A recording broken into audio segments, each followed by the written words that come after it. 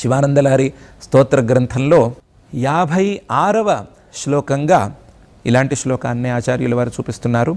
నిత్యాయ త్రిగుణాత్మనే పురజితే కాత్యాయనీ శ్రేయసే సత్యాయ ఆది కుటుంబినే మునిమనః ప్రత్యక్ష చిన్మూర్తయే మాయాసృష్ట జగత్రయాయ సకలాం నాయాంత సంచారిణే సాయం తాండవ సంభ్రమాయ జటినే సేయం నతిశంభవే అని. ఆ పరమేశ్వరుడు నిత్యమైనటువంటి వాడు. ఈ సృష్టిలో ఉండేటువంటి మిగతా వస్తువులన్నీ పుట్టి గిడుతూ ఉండగా, పుట్టి వినాశాన్ని పొందుతూ ఉండగా, ఆ పరమేశ్వరుడు ఒక్కడే 3 కాలాలలోనూ ఏకరూపంతో నిలిచి ఉన్నాడు. కాబట్టి ఆయన నిత్యుడు.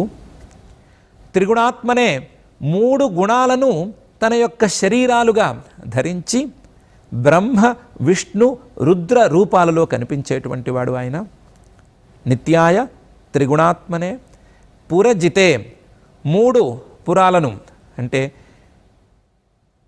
ఇనుము వెండి బంగారాలతో చేసినట్లుగా చెప్పబడేటువంటి పురాణాలలో ప్రసిద్ధమైనటువంటి 3 పురాలను గెలిచినటువంటి వాడు ఆయన. అలాగే స్థూల సూక్ష్మ కారణ రూపాలలో ఉండేటువంటి 3 శరీరాలు అనేటువంటి శరీరాలను కూడా జయించినటువంటి వాడు ఆయన. పురజితే కాత్యాయనీ శ్రేయసే, కాత్యాయని అనే పేరు ప్రసిద్ధంగా ఉండేటువంటి అమ్మవారికి శ్రేయో రూపంలో ఉండేటువంటి వాడు, అతి ప్రియమైనటువంటి వాడు ఆయన. నిత్యాయ త్రిగుణాత్మనే పురజితే కాత్యాయనీ శ్రేయసే సత్యాయ, మిగతా సృష్టిలో ఉండేటువంటి మాయామయమైనటువంటి వస్తువుల కంటే భిన్నంగా సత్యస్వరూపంగా ఉండేటువంటి వాడు. ఆది కుటుంబినే, భక్తులయందు అనుగ్రహ బుద్ధితో కుటుంబి వేషంలో, సంసారి వేషంలో కనిపించేటువంటి వాడు. ఒక భార్య, ఒక భర్త, 2 పిల్లలు లేదా ఒక ఆడపిల్లతో కలిసినటువంటి వాడు అనే రూపంలో కనిపించేటువంటి వాడు. సత్యాయ ఆది కుటుంబినే మునిమనః ప్రత్యక్ష చిన్మూర్తయే, మునుల యొక్క మనస్సులలో ప్రత్యక్షంగా భాషించేటువంటి చిన్మూర్తి కలిగినటువంటి వాడు.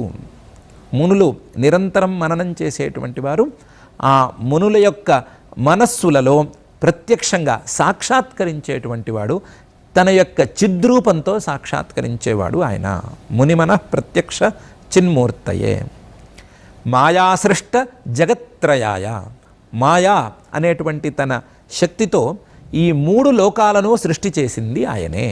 మాయా సృష్ట జగత్రయాయ సకలాం నాయాంత సంచారిణే, ఆమ్నాయాంతాలు, ఆమ్నాయాలు అంటే వేదాలు, ఆమ్నాయాంతాలు అంటే వేదాల యొక్క నిర్ణయాలను వెలువడించేటువంటి ఉపనిషద్వాక్యాలు. ఆ ఉపనిషద్వాక్యాలన్నిటిలోనూ సకల ఆమ్నాయాంత సంచారిణే, సంచరించేవాడు. ఆ ఉపనిషద్వాక్యాలలో ప్రతిపాద్యంగా మనకు తెలిసేటువంటి వాడు, ఉపనిషద్వాక్యాల చేత ప్రతిపాదన చేయబడేటువంటి వాడు ఆయన. సకలాం నాయాంత సంచారిణే సాయం తాండవ సంభ్రమాయ, సంధ్యా సమయంలో తాండవం, ఆనంద తాండవం చేయటంలో సంభ్రమం కలిగినటువంటి వాడు ఆయన. అటువంటి శంభువుకు సేయం నతి, నా యొక్క నమస్కారం అగుగాక అని ఈ శ్లోకంలో కూడా ఆచార్యుల వారు పరమేశ్వరుడి యొక్క తత్వాన్ని ప్రదర్శిస్తూనే స్తుతిని చేస్తూ నమస్కారాన్ని ప్రదర్శిస్తున్నారు. ఈ శ్లోకంలో పరమేశ్వర తత్వాన్ని నిత్యంగా ఆచార్యులు వారు చెప్తున్నారు. వినాశం లేనటువంటిది పరమేశ్వర తత్వం అని చెప్తున్నారు. నిత్యాయ త్రిగుణాత్మనే, నిత్యమైనటువంటి ఈ పరమేశ్వర తత్వం సత్వము రజస్సు తమస్సు అనేటువంటి 3 గుణాలను శరీరాలుగా తీసుకుని, అందులో రజస్సు అనేది క్రియాప్రధానమైనటువంటి గుణం కాబట్టి ఆ రజోగుణాన్ని తీసుకుని, ఆ రజోగుణాన్ని శరీరంగా చేసుకుని క్రియాప్రధానమైనటువంటి బ్రహ్మ అనే పేరుతో పిలువబడుతున్నాడు. బ్రహ్మ అనేటువంటి పేరుతో పిలువబడేటువంటి ఈ పరమేశ్వరుడు జగత్ సృష్టిని చేయగా, పాలనకు చిహ్నమైనటువంటి సత్వం అనేటువంటి గుణాన్ని శరీరంగా తీసుకుని విష్ణువు అనే పేరుతో ఈ పరమేశ్వరుడే ఆ జగత్తును పరిపాలిస్తున్నాడు. ఈ 2 గుణాలతోనూ సృష్టి పాలన లేదా సృష్టి స్థితి అనేటువంటి 2 కార్యాలు నడుస్తూ ఉండగా, వీటి కాలం పూర్తి అయిపోయిన తర్వాత లయానికి చిహ్నంగా ఉండేటువంటి తమో గుణాన్ని శరీరంగా తీసుకుని రుద్రుడు అనేటువంటి పేరుతో ఈయనే ఈ సంసారాన్ని లేదా ఈ సృష్టిని మొత్తాన్ని ప్రళయం చేసేస్తున్నాడు లేదా తనలో లీనం చేసుకుంటున్నాడు. ఇలా చేసుకోవటం ద్వారా 3 గుణాలను శరీరాలుగా ఒప్పుకుంటున్నాడు. ఆయా సందర్భాలను బట్టి ఆయా శరీరాల ద్వారా తానే ఏకరూపుడైనప్పటికీ వేరువేరు రూపాలతో పనిచేస్తున్నాడు. త్రిగుణాత్మనే పురజితే, ఈ 3 గుణాల యొక్క సంబంధం పరమేశ్వరుడి వైపు నుంచి లేదు. పరమేశ్వరుడు ఆ 3 గుణాలను కేవలం ఉపకరణాలుగా స్వీకరిస్తున్నాడే తప్ప వాటి యొక్క మోహంలోకి ఆయనేమి పడటం లేదు, వాటి యొక్క ప్రభావానికి తాను లోను కావటం లేదు. దానికి చిహ్నంగా ఆయన పురజిత్తుగా నిలబడుతున్నాడు. ఒకవేళ గనక సత్వ రజస్తమో గుణాల యొక్క ప్రభావానికి లోనయ్యి ఉన్నట్లయితే సామాన్య మానవుల్లాగా ఈయనకు కూడా శరీరం అనేది ప్రాప్తించి ఉండేది. శరీరం మీద అభిమానం లేదా శరీరం మీద ప్రేమ అనేది తప్పనిసరిగా వచ్చి ఉండేది. కానీ ఈయనకి అలాంటి మోహం లేదు కాబట్టి, వ్యామోహం లేదు కాబట్టి ఈయన పురజిత్తుగా నిలబడి ఉన్నాడు. పురాలు అంటే ప్రధానంగా 3 పురాలు. స్థూలంగా కనిపించేటువంటి ఈ శరీరం ఒక పురం, ఈ శరీరంలో ఉండేటువంటి సూక్ష్మమైనటువంటి లింగ శరీరం అని పిలువబడేటువంటి శరీరం 2వ పురం, ఈ రెండిటికీ కారణంగా ఉండేటువంటి మాయా అనేది 3వ పురం.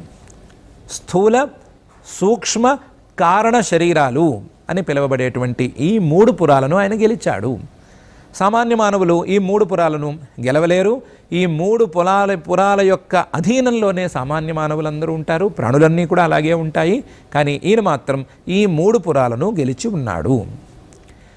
పురాణ ప్రసిద్ధమైనటువంటి త్రిపురాసుర సంహార ఘట్టం అనేది ఇక్కడ కుదిరినప్పటికీ దానికంటే చాలా పెద్ద స్థాయిలో ఉండేటువంటి అర్థం ఈ పురజితే అనేటువంటి పదానికి మనం చెప్పుకోవచ్చు. కాబట్టి ఆ అర్థం చెప్పుకున్నప్పుడు ఈ త్రిగుణాల యొక్క ప్రభావంలో లేడు అనే దానికి చిహ్నంగా ఆయన 3 పురాలను గెలిచాడు అని మనం ఆయన యొక్క తత్వాన్ని అర్థం చేసుకోవచ్చు. కాత్యాయని శ్రేయసే సత్యాయ ఆది కుటుంబినే, ఆయన యొక్క సగుణమైనటువంటి రూపం పార్వతీ అమ్మవారి యొక్క భర్త రూపంలోనూ ఆది కుటుంబి రూపంలోనూ ఉంటుంది. ఈ రెండు రూపాలు కూడా కేవలం భక్తానుగ్రహార్థం మాత్రమే. ఆయనకి కుటుంబము అక్కర్లేదు, భార్య అక్కర్లేదు. ఆ భార్య అనే ఆవిడ ఈయనకంటే భిన్నమైనదేమీ కాదు, ఈయన యొక్క రూపంలో భాగమే అయినప్పటికీ విడివిడిగా తమ రూపాలను వారు చూపించుకుంటూ ఉంటారు. సత్యాయ, ఆయనకు ఏ రకమైనటువంటి మాయా దోషము అంటదు. ఆయన సత్యస్వరూపుడు, ఆయనలో ఏ మార్పు లేదు. కేవలం మాయ ద్వారా తన యొక్క రూపాలను సాధకానుగ్రహార్థం చూపిస్తూ ఉంటాడు. సత్యాయ ఆది కుటుంబినే. ఆయన యొక్క తత్వం గనక బాగా అర్థం అవ్వాలి అంటే మహామునులైనా సరే బాగా పరిశ్రమ చేయాలి, మననం చేయాలి. మననం చేస్తే వారి యొక్క మనస్సులలో చిన్మూర్తితో తన యొక్క జ్ఞాన స్వరూపంతో సాక్షాత్కరిస్తాడు. ముని మనః ప్రత్యక్ష చిన్మూర్తయే. ఆయన మాయాంతు ప్రకృతిం విద్యాత్ మాయినంతు మహేశ్వరం అనేటువంటి శ్వేతాశ్వతరోపనిషద్వాక్యం ప్రకారం మాయావి లేదా మాయను కలిగినటువంటి మాయి. మాయా అంటే సత్వరజస్తమో గుణాత్మకమైనటువంటి మూల ప్రకృతి. ఆ మూల ప్రకృతిని తన అదుపులో ఉంచుకుని మాయికుడుగా లేదా మాయావిగా ఆయన ఈ మాయా సృష్ట జగత్రయాయ అనేటువంటి రూపంలో మనకు తెలుస్తున్నాడు. మాయ ద్వారా ఈ ప్రపంచ సృష్టికి కావలసినటువంటి ముడి సరుకును పొంది ఆ ముడి సరుకుతో ప్రపంచ సృష్టిని మాయావిగా తాను చేస్తున్నాడు. తాను ఈ ప్రపంచంలో భాగం కావటం లేదు. ప్రపంచం కంటే భిన్నంగా ఉన్నాడు, సృష్టి కంటే భిన్నంగా ఉన్నాడు. కానీ సృష్టిని మాత్రం చేస్తున్నాడు ఆయా జీవుల యొక్క కర్మ ఫలాలను ఇవ్వటం కోసం. మాయా సృష్ట జగత్రయాయ. ఇన్నిన్ని విశేషాలు మీకు ఎక్కడి నుంచి తెలుస్తున్నాయి అంటే సకలాంనాయాంత సంచారిణే. ఏ ఉపనిషద్వాక్యాన్ని తీసుకున్నా, ఏ ఉపనిషద్వాక్యం యొక్క నిర్ణయాన్ని మననం చేసినా సరే ఈయనే కనిపిస్తున్నాడు. సకలాంనాయాంత సంచారిణే. ఉపనిషద్వాక్యాలన్నిటిలోనూ ఈ పరమేశ్వరుడే మనకు తత్వంగా తెలుస్తున్నాడు. కాబట్టి అటువంటి సకలాంనాయాంత సంచారిణే సాయం తాండవ సంభ్రమాయ జటినే సేయం నతిశంభవే. అటువంటి సాయంకాలం పూట తాండవ నాట్యం చేయటంలో సంభ్రమం కలిగినటువంటి జడలు కలిగి మానవులకు దగ్గరగా కనిపించేటువంటి ఆ పరమేశ్వరునకు నమస్కారము అని చెప్పడం ద్వారా పరమేశ్వరుడి యొక్క తత్వాన్ని మానవులకు అర్థం చేయించే దిశగా ఆచార్యుల వారు తమ ఉపదేశాన్ని ఒకవైపు చేస్తున్నారు. మరొక వైపు ఆ తత్వాన్ని అందుకోవటం కోసం ఏ దారులలో ఆలోచించుకోవాలో, ఏ దారులలో ఉపనిషద్వాక్యాలను పట్టుకోవాలో వాటిని కూడా కాస్తంత సూచనాప్రాయంగా చెప్తూ వస్తున్నారు.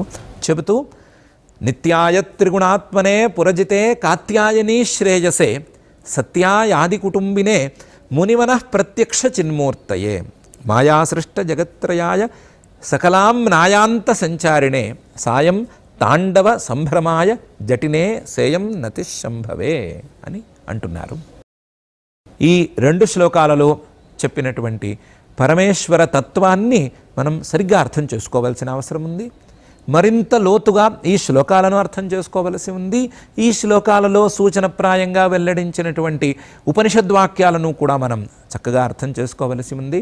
ఆ అర్థం చేసుకుని పరమేశ్వరుడి యొక్క ఉనికిని నిర్ధారించుకుని ఆ ఉనికిని పరమేశ్వరుడి యొక్క అనుగ్రహం ద్వారా మరింత దృఢపరచుకుని అనుగ్రహం కోసం పరమేశ్వరుడి యొక్క సగుణమైన రూపాన్ని గట్టిగా పట్టుకుని ఆ సగుణ రూపం ద్వారా పరమేశ్వరుడి యొక్క నిర్గుణ రూపాన్ని అందుకునేందుకు మనం ప్రయత్నం చేసుకుందాం.